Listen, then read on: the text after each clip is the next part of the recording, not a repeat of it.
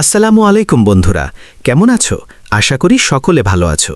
বন্ধুরা, QQILM channel আজ আপনাদের জন্য নিয়ে এসেছি মস্তিষ্ক ও আত্মা ইসলামের আলোয় চিন্তার দুনিয়া পার্ট 2B।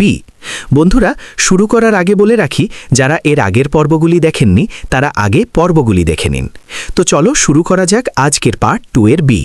বন্ধুরা, আজ নিয়ে এসেছি মস্তিষ্ক ও আত্মা ইসলামের আলোয় চিন্তার দুনিয়া পার্ট 2। গত পর্বে আমরা দেখেছি কোরআন কিভাবে মস্তিষ্কের বাহ্যিক গঠন ও কার্যপ্রণালী 1400 বছর আগেই বলে দিয়েছে। আজকের পর্ব আরও গভীর। আজকের প্রশ্ন একটাই, আমি কে? যে আমি এই কথাগুলো শুনছে, ভাবছে, অনুভব করছে, সে আসলে কোথায়? চেতনা। বিজ্ঞান যেখানে হার মানে, ইসলাম যেখানে আলো দেখায়। মানুষ, এই বিস্ময়কর সত্তা। আমরা দেখি, শুনি, বুঝি, অনুভব করি, ভালোবাসি, কাঁদি, কিন্তু এই আমি কে, এর উত্তর আজও বিজ্ঞান পুরোপুরিভাবে দিতে পারেনি। মস্তিষ্কের neuron, electric signal, chemical transmission এসব ব্যাখ্যা করে মস্তিষ্ককে, কিন্তু ব্যাখ্যা করে না চেতনাকে।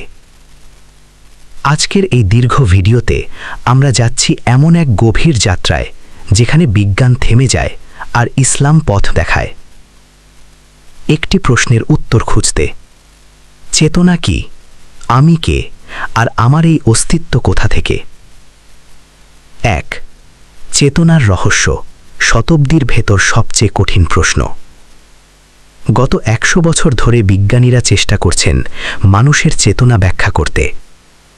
মস্তিষ্কের 86 বিলিয়ন নিউরন, অসংখ্য সংযোগ, অসংখ্য ইলেকট্রিক তরঙ্গ। কিন্তু এত বিশাল যন্ত্রের ভেতর যে নিজেকে জানার ক্ষমতা, আমি আছি, এই অনুভূতি, এটা কোথা থেকে আসে? বৈজ্ঞানিকভাবে চেতনার সবচেয়ে বড় সমস্যা হল কোনো শারীরিক বস্তু কি করে অশারীরিক অনুভূতি তৈরি করে। তোমার আনন্দ, তোমার ভয়, তোমার লজ্জা, তোমার আশা, তোমার স্বপ্ন, এসব তো মস্তিষ্কের ভেতরে বসে থাকা বৈদ্যুতিক সংকেতের ভাষায় ব্যাখ্যা করা অসম্ভব। এ কারণেই নিউরোসায়েন্সে এটাকে বলা হয় the heart problem of consciousness, অর্থাৎ বিজ্ঞানের সবচেয়ে শক্ত, সবচেয়ে জটিল সমস্যা। হার্ভার্ড, MIT, অক্সফোর্ড, বিশ্বের কোনো গবেষণাগারই আজ পর্যন্ত এর উত্তর দিতে পারেনি। একজন বিখ্যাত নিউরোসায়েন্টিস্ট বলেছেন, আমরা মস্তিষ্ককে বুঝেছি, কিন্তু আমি কে তা বুঝিনি। এ পর্যন্ত বিজ্ঞান যত ব্যাখ্যা দিয়েছে সেগুলো ব্যাখ্যা করে মস্তিষ্ক কিভাবে কাজ করে, কিন্তু ব্যাখ্যা করে না কেন আমরা নিজের অস্তিত্ব অনুভব করি। এখানেই ধর্ম, দর্শন, বিশেষ করে ইসলাম আনে এক আলোকিত, সম্পূর্ণ, নিখুঁত ব্যাখ্যা। 2. ইসলাম, চেতনার রহস্যে প্রথম আলো। মানুষের সৃষ্টি সম্পর্কে ইসলামের বক্তব্য গভীর, স্পষ্ট এবং বৈজ্ঞানিকভাবে আশ্চর্য রকম সামঞ্জস্যপূর্ণ। আল্লাহ বলেন, আমি আমার রূহ থেকে তার মধ্যে ফুঁকে দিলাম। সূরা হিজর 29। এটাই মানুষের চেতনার উৎস, এটাই আত্মা, এটাই আমাদের প্রকৃত নিজের পরিচয়।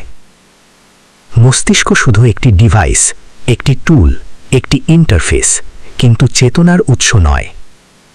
ঠিক যেমন মোবাইল ছাড়া তুমি কথা বলতে পারবে না, কিন্তু কথা বলার ক্ষমতা মোবাইলের ভেতর জন্ম নেয় না। একইভাবে মস্তিষ্ক নেই হলে মানুষ পৃথিবীতে নিজেকে প্রকাশ করতে পারত না, কিন্তু চেতনার জন্ম মস্তিষ্কের ভেতর নয়, চেতনা আসে রূহ থেকে। আর এই ধারণা আজ আধুনিক বিজ্ঞানকেও ভাবিয়ে তুলতে শুরু করেছে। 3. নিউরোসায়েন্স বলছে চেতনা শরীরের বাইরে থেকে আসে। আধুনিক নিউরোসায়েন্সের বহু গবেষণা দেখিয়েছে মানুষের চেতনা শরীর ও মস্তিষ্কের সীমা ছাড়িয়ে যেতে পারে। 1. নিয়ার ডেথ এক্সপিরিয়েন্স, NDE, অর্থাৎ মৃত্যুর কাছাকাছি গিয়ে ফিরে আসা মানুষের অভিজ্ঞতা। তারা সবাই বলেন মস্তিষ্ক বন্ধ হয়ে গেছে, হৃৎস্পন্দন বন্ধ, সব সিস্টেম বন্ধ, কিন্তু তবুও তারা চেতনা নিয়েছিল। তারা শুনেছে, দেখেছে, অনুভব করেছে, যেখানে মস্তিষ্ক আদৌ কাজ করছিল না। বিজ্ঞানীরা বললেন এটা অসম্ভব, তবুও হচ্ছে। এটা কি প্রমাণ করে? চেতনা মস্তিষ্কের তৈরি নয়। 2. Split brain experiment. মস্তিষ্কের 2 অংশ কেটে আলাদা করে দেওয়ার পর একজন মানুষের 2 দৃষ্টিভঙ্গির মতো আচরণ, যেন 2টি আলাদা আমি, কিন্তু একই ব্যক্তির গভীর আত্মসত্তা একই থাকে। বিজ্ঞান বলল চেতনা কোনো জায়গায় লোকালাইজড নয়, মস্তিষ্কের কোনো একটি স্থানে নেই, এটা বডি বেসড নয়, এটা বিয়ন্ড দ্য ব্রেইন। ইসলাম বলছে সত্তাটা দেহে সীমাবদ্ধ নয়, সত্তাটা রূহ। 3. Memory transplant phenomena. হার্ট ট্রান্সপ্লান্টের পরে একজন মানুষের আচরণ, পছন্দ, ভয়, অনুভূতি কখনো কখনো একদম বদলে যায়। অনেকে তো দাতার ব্যক্তিত্বের মতো আচরণ করতেও শুরু করে। বিজ্ঞানীরা বললেন মেমোরি কি তবে মস্তিষ্কে নয়, চেতনা কি শরীর জুড়ে ছড়ানো, নাকি মানুষের মধ্যে আরেকটি অদৃশ্য সফটওয়্যার কাজ করে? ইসলাম বলছে হ্যাঁ, এটাই রূহ, আর রূহ পুরো দেহকে প্রভাবিত করে। 4. চেতনা, বিজ্ঞানের সীমাবদ্ধতা। চেতনা সম্পর্কে বিজ্ঞান আজও 4টি প্রশ্নের উত্তর দিতে পারেনি। ভিড়, চেতনা কিভাবে সৃষ্টি হয়? কোনো নিউরন বৈদ্যুতিক সংকেত দিয়ে তোমার অনুভূতি তৈরি করতে পারে না। ভিড়, চেতনা কোথায় থাকে? মস্তিষ্ক দিয়ে খুঁজে পাওয়া যায়নি, যেন এটা পুরো শরীরে ছড়িয়ে আছে। ভিড়, কেন আমি বলে কিছু আছে? মেশিন ডেটা প্রক্রিয়া করে, কিন্তু নিজেকে জানে না।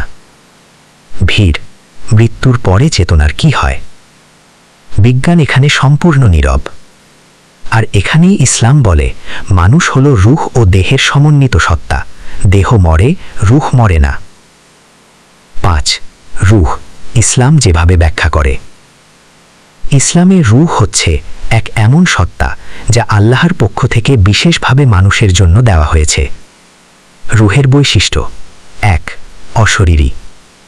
এটা পদার্থ নয়, এটা আলো সদৃশ, শক্তি সদৃশ, কিন্তু বৈজ্ঞানিক শক্তি নয়, আল্লাহর সৃষ্টি বিশেষ এক সত্তা। 2. সময় ও স্থানের বাইরে। রূহ ঘুমের ভেতর বের হয়, মৃত্যুর পরে বাঁচে, এমনকি কখনো কখনো ভবিষ্যতের অনুভূতিও পেতে পারে। 3. রূহই চেতনার প্রকৃত উৎস। রূহ ছাড়া দেহ কেবল মাটি, রূহ ঢোকার পরই মানুষ আমিকে অনুভব করে। 6. ঘুম, রূহ ও চেতনার রহস্যময় সংযোগ। আল্লাহ বলেন ঘুমের সময় আমি রূহ কেড়ে নিই। সূরা জুমার 42। এটা কতটা ভয়ঙ্কর সত্য! তুমি ঘুমিয়ে গেলে, তুমি অচেতন, কেউ তোমাকে ডাকলে ওঠো, কিন্তু কে জানে কবে তোমার রূহ আর দেহের মিলন ফিরবে না। ঘুম হচ্ছে মিনি মৃত্যু, এটা ইসলাম বলে। আর বিজ্ঞান বলছে ঘুম এমন এক রহস্যময় অবস্থায় মানুষের চেতনা চলে যায় যা এখনো পুরোপুরি ব্যাখ্যা করা যায়নি। সবচেয়ে বড় কথা, তুমি ঘুমিয়ে থাকলে তোমার দেহ থাকে, মস্তিষ্ক কাজ করে, কিন্তু তুমি আর থাকো না। তাহলে তুমি কে? এটাই রূহ। 7. মৃত্যুর সময়, বিজ্ঞান থেমে যায়, ইসলাম কথা বলে। মৃত্যুর মুহূর্তে বিজ্ঞান ঠিক কী ঘটে তা আজও পুরোপুরি বুঝতে পারেনি। হৃদস্পন্দন বন্ধ, মস্তিষ্ক বন্ধ, সবশেষে একটা গভীর নীরবতা। কিন্তু ইসলাম বলে এ সময় রূহকে ফেরত নেওয়া হয়। এটা শুধু ধর্মীয় ধারণা নয়, এনডিই গবেষণায় দেখা গেছে অনেকেই মৃত্যুর সেকেন্ডের পরেও চেতনা নিয়েছিল। যেখানে মস্তিষ্ক মৃত, সেখানে চেতনা কিভাবে বেঁচে থাকে? ইসলামের উত্তর, রূহ মরে না। 8. ব্যক্তিত্ব, পাপ, নিয়ন্ত্রণ, চেতনার ইসলামী ব্যাখ্যা। ইসলাম শুধু রূহের অস্তিত্ব বলে থেমে যায়নি, বলে মানুষের মধ্যে 3টি শক্তি থাকে। 1. নফসে আম্মারা, খারাপ প্রবৃত্তি, যা পাপে টানে, যা কম্পিউটারের ভাইরাসের মতো। 2. নফসে লাওয়ামা, নিজেকে দোষারোপকারী মন, যা বলে আমি ভুল করেছি, এটা আত্মার এক বিশুদ্ধ অনুভূতি। 3. নফসে মুতমাইন্না, শান্ত আত্মা, যার চেতনা স্থির, পরিশুদ্ধ, আলোকিত। বিজ্ঞান কখনো মানুষের পাপবোধ, অপরাধবোধ, অনুতাপ এসব ব্যাখ্যা করতে পারেনি, কারণ এগুলো নিউরন দিয়ে তৈরি নয়, এসব আসে রূহ থেকে। 9. মস্তিষ্ক, রূহের রিসিভার। ইসলাম বলে দেহ হলো পাত্র, রূহ হলো প্রকৃত সত্তা। আজ বিজ্ঞানও বলছে মস্তিষ্ক হয়তো চেতনা তৈরি করে না, বরং চেতনা গ্রহণ করে। ঠিক যেমন রেডিও সিগন্যাল আকাশে থাকে, রেডিও সেট তাকে শুধু ধরে। মানুষের মস্তিষ্ক সেই রেডিও সেট, আর রূহ হলো সিগন্যাল। এ কারণেই মস্তিষ্ক ক্ষতিগ্রস্ত হলে ব্যক্তিত্ব বদলায়, ঘুমে চেতনা বন্ধ হয়ে যায়, মৃত্যুর পরে চেতনা ফিরে আসে এনডিইতে। কিছু মানুষ অদ্ভুত ভবিষ্যৎ অনুভব পায়, কিছু মানুষ স্বপ্নে জীবনের বড় সিদ্ধান্ত পায়। বিজ্ঞান এগুলোর কোনো ব্যাখ্যা দিতে পারে না, কিন্তু ইসলাম দেয়। রূহ দেহকে ছাড়িয়েও অস্তিত্ব রাখে। 10. কেন ইসলাম বলছে মানুষ সেরা সৃষ্টি? বিজ্ঞান মানুষকে দেখে একটি উন্নত মেশিন হিসেবে, ইসলাম মানুষকে দেখে চেতনা, রূহ, বিবেক, নৈতিকতা, আলোর বাহক হিসেবে। আল্লাহ যখন ফেরেশতাদের বললেন, আমি মানুষ সৃষ্টি করব, ফেরেশতারা বলেছিল সে রক্তপাত করবে। আল্লাহ বললেন, আমি যা জানি তোমরা তা জানো না। মানুষ এমন এক সত্তা যার মধ্যে রূহের আলো জ্বলে, যে বুঝতে পারে সঠিক ভুল, আল্লাহকে স্মরণ করতে পারে, ভালোবাসতে পারে, ক্ষমা চাইতে পারে। আজ বিজ্ঞান বলছে মানুষের নৈতিক অনুভূতি বিবর্তনের ফল নয়, এটা জন্মগত, এটা ব্যাখ্যা করা যায় না।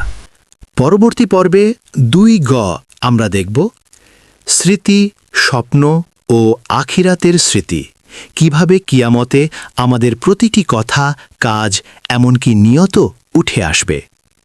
আল্লাহ আমাদের চেতনাকে তার নূরে ভরে দিন। আমিন। বন্ধুরা, ভালো থাকবেন, সুস্থ থাকবেন, আর উম্মতে মুসলিমা ও সকলে মানবজাতির জন্য দোয়া করবেন, আর চ্যানেলটিকে সাবস্ক্রাইব করবেন। আল্লাহ হাফেজ। আসসালামু আলাইকুম ওয়া রাহমাতুল্লাহি ওয়া বারাকাতুহু।